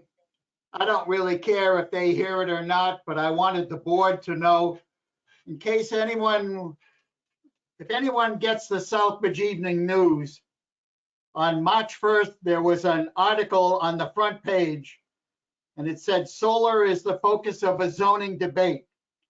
And the article was pretty much written about Gus Steves as the town councilor and myself as an individual member of the planning board arguing against him and what he wanted to do and what he wanted to change. And he wanted to change something for solar that the planning board had said he wanted to go to no where we had put down special permit. And I argued, I guess I argued very strong Vigorously. in favor of what the planning board had voted for and what we wanted. And we went through a long period of This discussion, didn't we? article was written in the paper, and I was upset when I read it because I was misquoted twice in this article. There are things in this article that I did not say. So I called up the editor of the Southbridge News twice, 2 days in a row, got no response from him. And then on the 7th, I think that the Sunday after this article appeared, I got a call from Gus Steves, Councilor Steves, who admitted that he had written the article. And so the first thing I said, well, that's unethical. How do you write an article and be totally honest and unbiased when you're part of the article? You're a major part of this article and what happened. And he said, well, there was no one else available, so I was assigned to it. And I go, yeah, okay, sure. The result was that he didn't get what he proposed for changes. He was voted down 6-3, and he was upset. But what bothers me so much, and I'm bringing this up, is because I think if somebody is going to write an article in here and it's based on something that occurred, then it should be reported accurately. Councilor Steves reported everything that he said verbatim in this article. And yet I was paraphrased at best. Some places quoted and other places paraphrased, except when he paraphrased me, he was paraphrasing what he said, not what I said. So, I mean, it's over and it's done with. He offered to publish a retraction. I didn't want that. I didn't want this thing to go on, but I wanted the board to know that, Fake news. well, But Larry, why was there a vote that he lost? That's the planning, but that's the, he was saying that he didn't like our zoning bylaw. We would have to be the ones that would initiate a change. We haven't initiated any changes. It was well, that was the town council's decision. this was in About front our of the zoning town bylaw? council. Yeah. Yeah. Yeah, the table of Just use, recently. he was going to change it. Oh, the table of use. Oh, okay. So he was going Sorry. to change it from special permit to no. And I argued, because the planning board recommended special permit, I didn't think it was right, because to say no would take away all the rights of any property owner. And, you know, I think we have to do some work when it comes to the solar so that we can set up some guidelines so that we can be more protective of the environment. I don't disagree with Gus at all on that. I disagree with just saying the property owner doesn't have a right to do what he thinks is what he can possibly do with his property. If he has no use to farm it, if there's not a financial gain for him, what does he do? Just lose it? So I argued against, but I just want everybody to know that I'm not pro solar, I'm not any of that, but I am in favor of an individual right to be able to do what he wants, but we do it with a controlled look so that we know what's going on, we can control it, and hopefully we do something that's good in the final analysis for the town. But anyway. What was it for? What, I mean, there were several Well, uses. he wanted to change the one for 5 acres or under, and then he wanted to change the one for 5 acres or more. He wanted to put it, no, you could not put solar in R1 district. You know? Wow. Well, you know what? That would be, that would not be compliant. Fields, he wanted it in parking lots. He wanted it on roofs of buildings. Well, Dave, did you go to that webinar today? Yeah. Okay, so Dave and I don't know if anybody else attended that one today. There was a webinar that was done for an hour and a half from 12 to 1:30. And, you know, there was all this argument for don't cut down trees, don't do this, we need the forest. The one guy that really impressed me was that guy Millar from Rhode Island, who said, you know, if you put solar on a brownfield, that's twice as expensive. You put it on the roofs, you have to protect the roofs. They get holes in them. That's not a viable. Parking lots.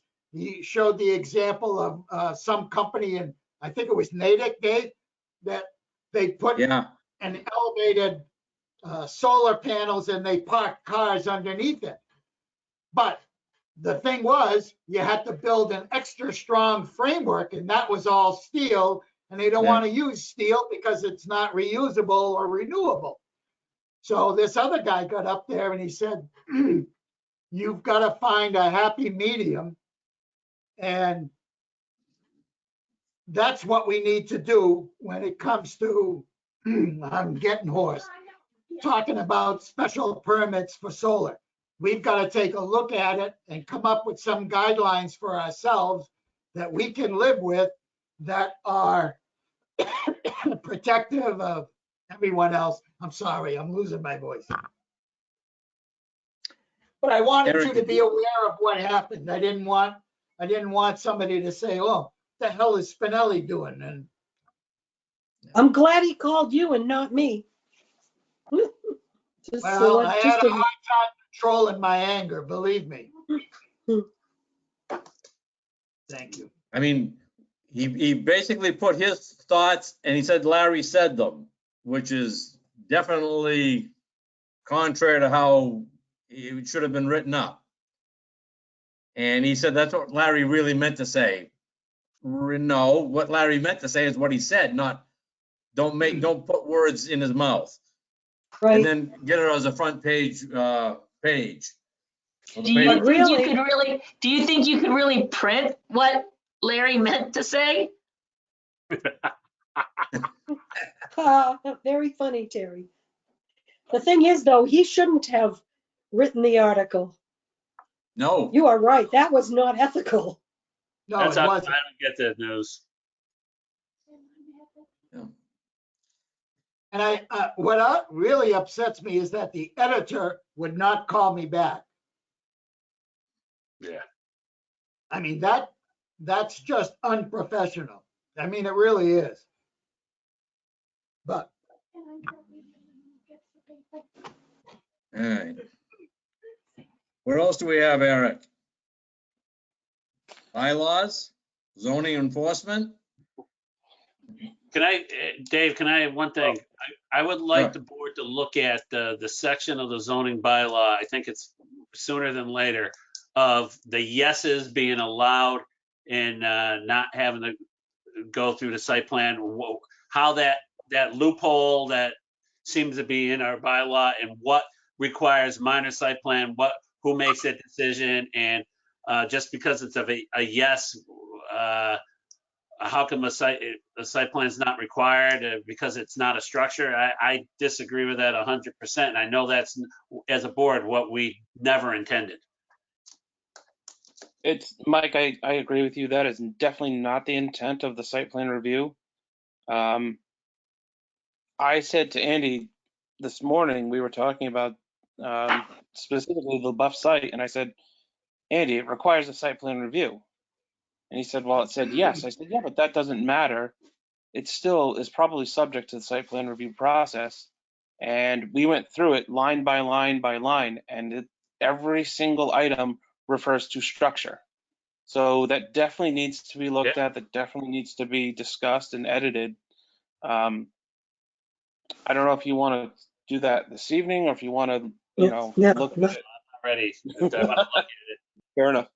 So I I have a couple of things.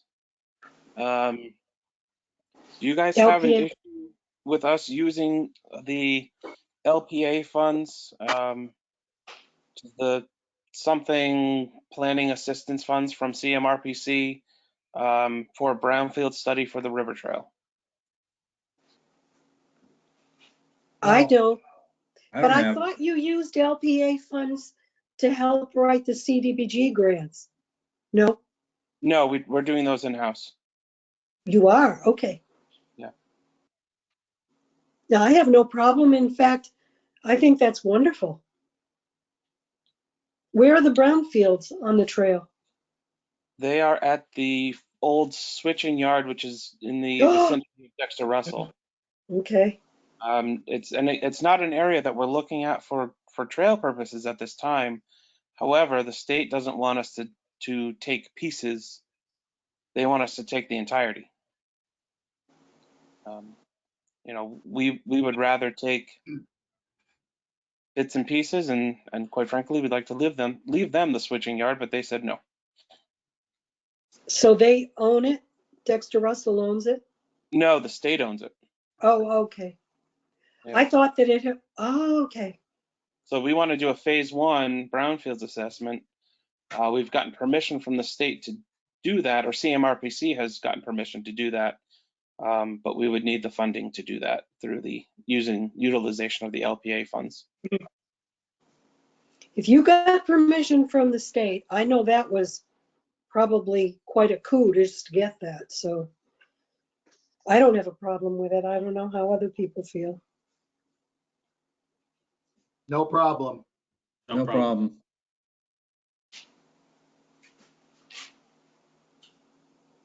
Okay. Do we need to make that in the form of a motion, or? If you'd like to, sure. Then I can write Well, it that up way and you have David, it on paper so that that'll work. I'll make a motion to allow these funds to be used for a brownfield study. Have a second? I'll second. Discussion? Eric? Corey Belrose, Yes. Sandy Ackley, Yes. Larry Spinelli, Yes, Mike Loyne, Yes. Terry Hensel, Yes. David Payer. Yes. So I have one more sort of zoning bylaw related issue, I suppose. I was contacted by a couple oh gosh, last week, I talked to them again this morning. They are potentially purchasing 205 Main Street, which is the old Southbridge Credit Union. Ooh, They had originally looked at putting in I believe, a sit-down restaurant. I believe that's what they were looking at, and I think their franchise fell through, and at this point in time, they're looking at a franchise with DQ. I think I can let that out of the bag. What's Kind of a DQ? little late. Dairy Queen. Dairy Queen. Oh, God. Okay. So here's the Very issue. happy. Well, the thing The is, the building is nice and they would change it, so. do Go you ahead. think they'll? Yes, they would. Oh, okay. They Would would they make it look I like want a to keep Dairy the Queen. Yeah. Sorry, my computer is there. Okay. The issue is that they would want to utilize a drive-through, and the zoning says drive-throughs are not allowed. However, the building has a drive-through currently. Oops, awkward. If all they were gonna do was a drive-through and they weren't changing the face of the building, it would be innocuous, but I'm sure that's not what they've got planned. No, I don't believe that is what they have planned. I did mention that to them, that if they kept the building as is, it's a lot easier to say it's in existence.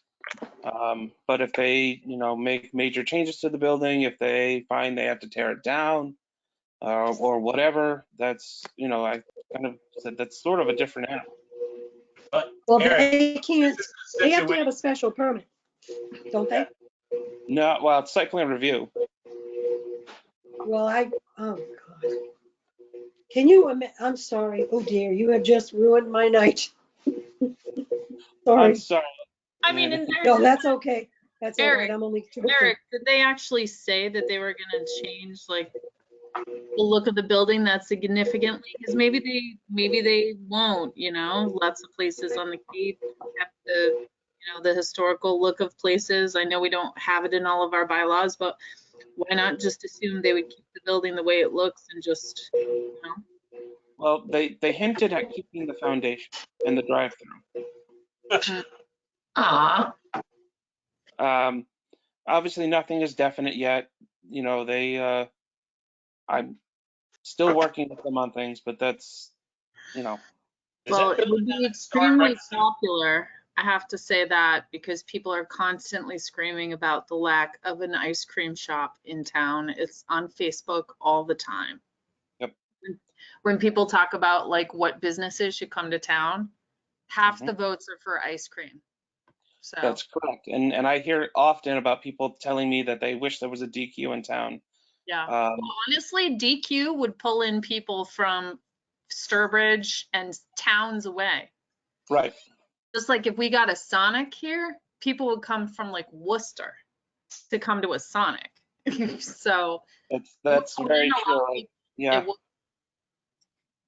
The thing is that if it is a Is there franchise, any, they would insist on having the architecture match their franchise architecture, that's the thing. They might. They may not, Sandy. I don't think that's always true because there's a lot of places that are very, historical architecture. The big chains are actually very aware of that and usually try to work with it because it's actually an attractor for them. I think at this point, the issue potentially could be that because we don't have a historic district and we don't I have a know. historic commission, They're working on it, though. protections are limited. Isn't that building like on a historic register? It Yep. is, but that does not mean that you can't tear it down. Yeah, I know. Same thing with the It- beach. Public hearing It process. just means that you can't use any public funds, Mike. I know. Right. But I know they're working on a historic district. I know that the committee is active right now.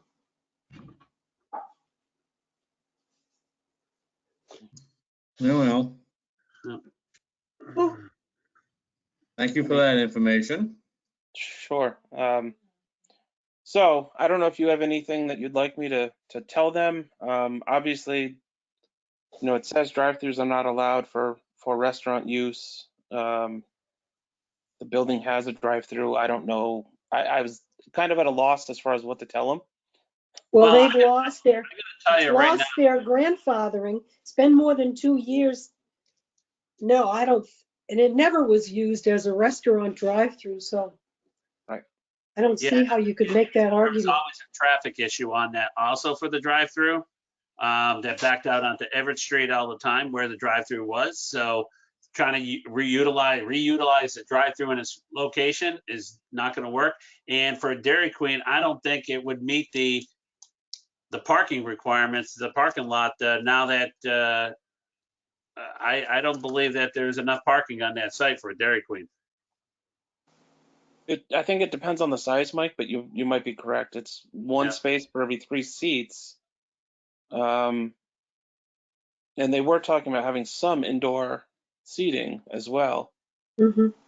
Yeah, if you go to the one up in Worcester off of Boylston Street there, up past north above Greendale, East Mountain Street, up off of there, heading up towards that Walmart, there's a Dairy Queen up there, and they have probably 30, 40 seats in there.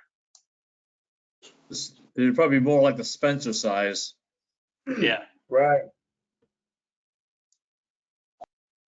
Well, in other ice cream news, I do have a site. I'm sorry, not a site. The leasee of the Red Baron Diner owned an ice cream shop in Sturbridge that he closed down. He has all that equipment in storage. We're looking for a spot for him on Main Street for him to open up an ice cream parlor. So, Oh, great. The ideal location is the Whitford building, I'll tell you, right on the corner there. There's Yep. area in front there, and that would be right ideal location. Which And they is could that put, the corner of they could Hamilton? put chairs on that big sidewalk. You're right. There's enough to do outdoor. We can probably enough to do outdoors, some outdoor seating on that corner and everything. So that's where I gave him the owner's contact information for that site. That was my first thought. That was going to be a candy shop. They pulled out. Why not an ice cream parlor? It's almost a perfect location for it. And it's so convenient for them to park in the central lot and use that pass-through. Correct. That'd be very convenient. Wow, good, Eric. That's great.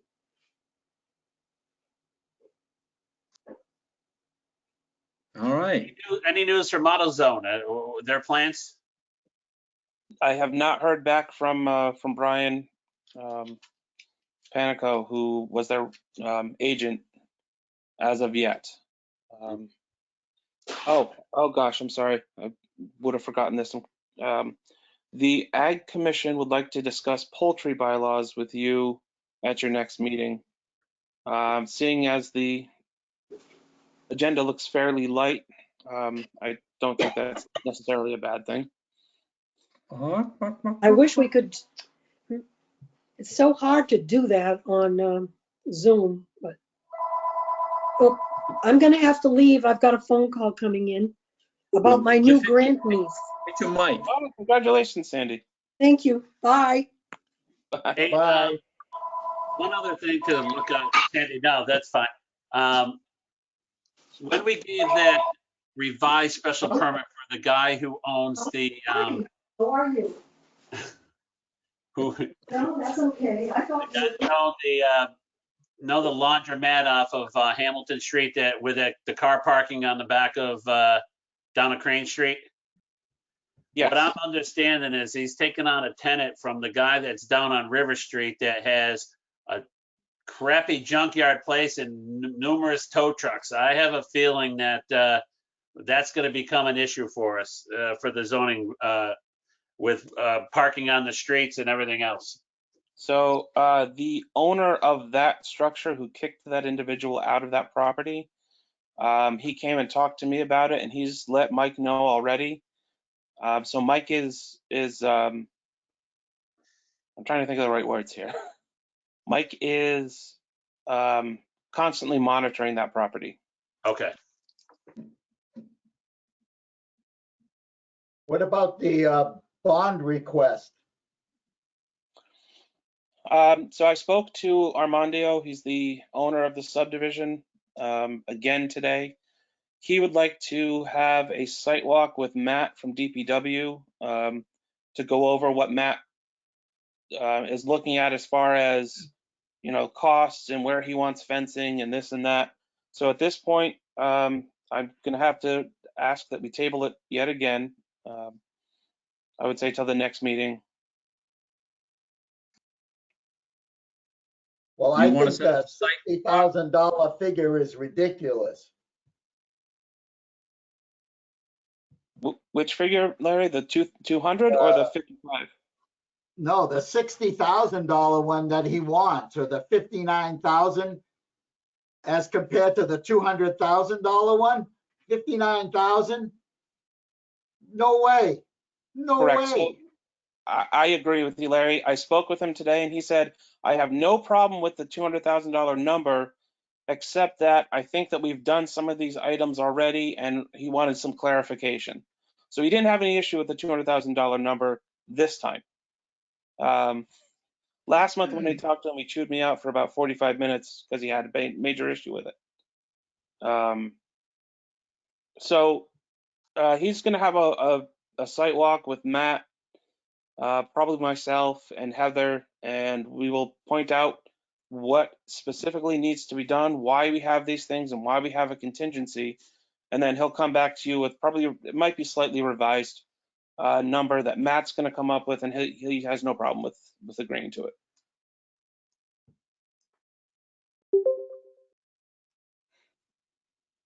So do you want to set up a site walk for Mill Street on a Thursday night? Sure. Yeah, I mean, Sean Costello said he'd make himself available whenever you can. Thursdays certainly work well for me because I'm at the town hall late anyway. I just would look to, you know, this Thursday's tough. I have a webinar on the new delivery license and then a Conservation Commission meeting. However, next Thursday, the Thursday after, anything is fine by me. How about the 25th for everybody? I'm probably going to go on my own and walk through. I'm going to take the site plan walk through it if I could. It's just tough for me to get back in town in time and so forth, but Sure. that's fine. It's Thursday's okay with me. Like a 6, okay, Terry? Yeah. Larry? Yep. Sandy, your microphone's off. Now, Corey doesn't need to worry about that. Sandy? Okay, hi. Yep, I'm okay. So Next 6 Thursday at 6 o'clock and we're o'clock? gonna meet there? Yep. What's the exact address? 64 Mill Street, but they have parking at 19 Mill. And the bridge is open now. Oh, so you Is it? said 6 o'clock? Yeah. Oh, I probably can make that too on the 20. 5th. 25th. Okay. Corey said she'd meet us.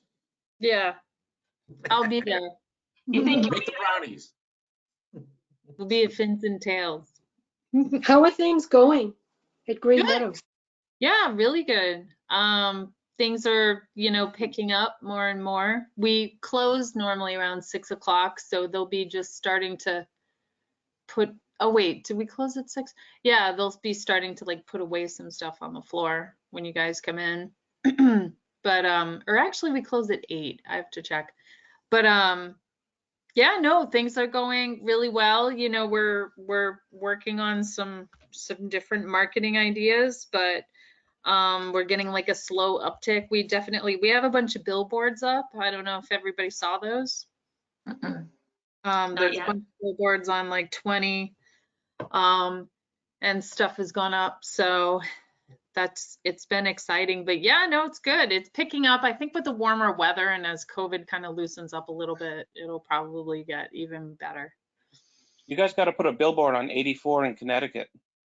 We have one. Actually, we do have one on 84. It's used to say coming soon, and now it says open. I was trying to get them to do one on 90, especially because, Yeah. but it's so expensive, but especially because Local Roots in Sturbridge is opening on April 3rd. And it's the old Friendlies building, if you're familiar with Sturbridge. Oh. So it's literally right off the highway. Oh. Yeah, you So, want to drive traffic to us instead of them. yeah, That's too bad because the Friendlies was pretty darn good in there. that's part of that The idea. breakfast was wonderful. Oh, yeah. That's part of the idea with like the food truck thing, which I have to call Shane and Andy about. So, Okay. yeah, no, but it's going well. We're growing, you know. The people that we hired are really awesome. We hired like 40% of our employees come from Southbridge. Wonderful. That's Yeah, great. we have over 27% are Spanish speakers from the Spanish population in Southbridge, and 17% veterans, which is really high considering. So yeah, we've done a really great job recruiting directly from Southbridge. A lot of people walk to work. They literally live like within streets of where we are. So yeah, it's been really, really great hiring from Southbridge. We've gotten really great people. And of course, Max works for us. So we're trying to steal Jackie Ryan right now. So Did Max leave the town hall? he did. I didn't know that. Well, I think he's working. He's still working for them. I believe he was considering retiring this year, but he's working for us like part-time. So I never got called. you what? I never got called. I'm a veteran. Well, if you would like Oh, to. yeah, you're a candidate. I'm sure you'd be the candidate. I know. Well, you I can think talk they're to waiting Bob until they about- have the cultivation open, Larry. Then they're going to call you. Yeah, right. I Right. thought he'd be great at point of sale. Yeah, you'd be a good greeter, I think. Maybe sampler, you know? Do I wear my Vietnam veteran stuff and everything? Yeah, sure. Yes, of course. And we actually have I don't know if you guys know Corey Alari is the person who runs the Focus on Southbridge Facebook page, and he also works for us. So some big Southbridge players. So Good. yeah, no, it's been really good. It's been fun. And of course the Pattons are just really great to work for. Imagine some of the recipe and the meal videos that Max can do now. Yes, we're totally Cooking with Max. Now Yeah. it will be growing. That's with right. Max. Max is Our actually special He ingredient. is a fun guy, Yeah. isn't he? he's really very knowledgeable, actually, Mhm. which is really, really funny. He's doing really great. He's one of our greeters. Like he's kind of on the floor and he shepherds people. And he's always like, I know 50% of the people who come in here. So No, he's great. yeah. So it's been fun. It's been good. All right. I know I probably shocked a few people with my no vote, but I want to apologize in advance, not for my vote, but if there's any repercussions for it afterwards, which I'm sure there will be, I want to apologize in advance. But I thought long and hard about this, so I want you to know this was not an easy thing for me to do, and I was shaking all the time I was reading it because I know I was going against the tide, but this one I just couldn't buy. You know what, Larry? You have the right to your vote. You're on the board, you have the right to your vote. And we usually, I mean, there are some boards that are always tight votes, you know? We usually we're not used to that, but it doesn't mean that it's not supposed to happen. You're not supposed to just go with the tide to Right. go with the tide if that's the way you We feel. normally get to a point where we're all satisfied for our own reasons for our sites. And we've come to a conclusion where we all agree enough of what we want is in the final decision. So, but it doesn't always happen, but we are that type of a board that seems to be more uniform because we know each other and we know where we want the direction to be in. So, but Yeah. hey, it doesn't have to be that way. Well, my reservation was nothing within our parameters. I wonder how successful that business is going to be there with the two others that are so much more accessible and easier to get in and out. My, But that had nothing to do with us. So Right, that that's didn't their change own my risk. vote. yeah, and my situation is I looked at it hard because as you recall, when we did the bylaw, I was against putting it in Central Core anywhere. And we got convinced to put it in Central Core. And then I looked at it and I said, okay, does this open us up for an appeal? It probably does because it's an allowed use in Central Core. We didn't have any specific parking requirements as part of the bylaw requirements on that. And the only thing I think we do have is, Larry, is the waiver request of what is considered an education in a school. And again, I think that we should have worded that a lot differently also. But, I looked at it that way, and that's why I made the decision the other way. But I respect Larry's decision. Yeah. When this first came up, Definitely.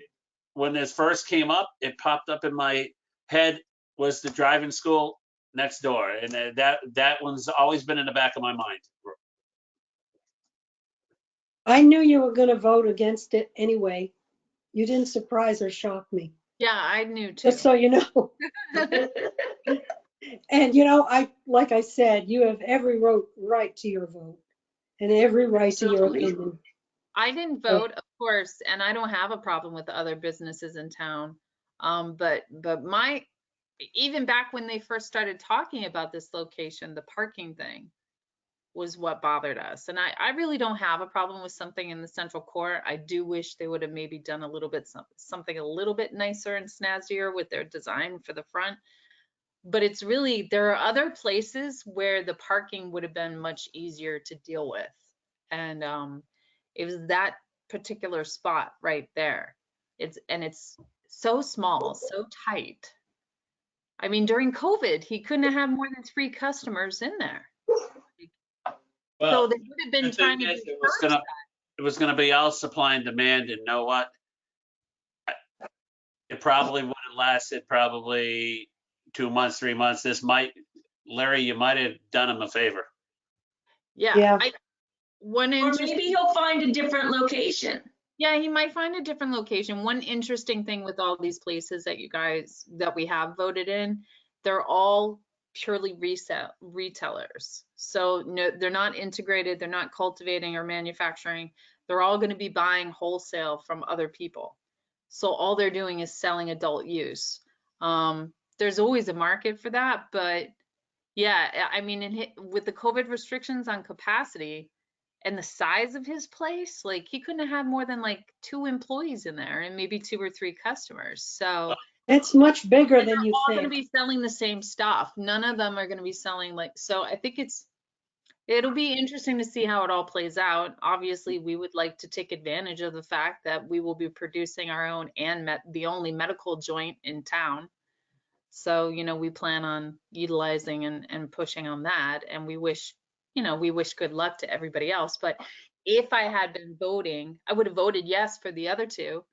This one, I would have hesitated also because I didn't like the location. If they were anywhere else that was a little bit better located, maybe away from the driving school, which is different than the dance school that was above Fins and Tails, over 100 some odd yards away from where we were, I would have maybe changed my mind, but I just didn't like the location and the access points. I just don't think it's gonna work. So, So but I didn't have a vote, so it doesn't right. I matter. will say that Joe was in talks with another company I was talking to who was looking at cultivation and dispensing at a different spot in town. Maybe those talks will start up again, and Yeah. he'll be able to be involved with those people to do a vertically integrated site. Yeah. You know, kind of a two birds with one stone. It's not in the central core. It's a much better location, much larger location, better parking, the whole 9 yards. Could ask him to go for the Southbridge Credit Building. Or the, I don't with the think there's drive-through. With the drive-through, that would be awesome. A better use of that building. I would be, he would leave it intact and just renovate Yeah. the Yeah, and that it wouldn't really show that the windows were not clear. and it has a Oh, You wouldn't really, you wouldn't really notice. Yeah, they could frost the glass or whatever. Yep. Yeah, You no, could call it the Doobie House. They literally could use the drive-through because no one's doing that, but it's technically allowed. Like they could use it almost like curbside. So that would be interesting. You might want to call them, Eric. I know. I'm sure I'll call him tomorrow and speak with him about it. All right, so our next meeting is April the 7th, Oh, my Yep. God. 3 weeks. Yeah. And we'll see everybody next Thursday at 6. Okay. Has Canoia come in with anything about his reduction for the bond? Not yet. Okay, No, he still has to pave that first phase or phase 1 and 4, whatever it is. 1 and 3, I don't remember quite off the top of my head what it is. Yeah, I think he's got work he wants to do before he'll come back with a bond reduction. All right. Thank you, everybody. We have a motion? motion to adjourn. Second, Or okay, so 8:34 p.m. Mike Loyne, Yes. David Payer, Yes. Corey Belrose, Yes. Andy Ackley, Yes. Larry Spinelli, Yes. Gary Hensel. yes. Good evening, all.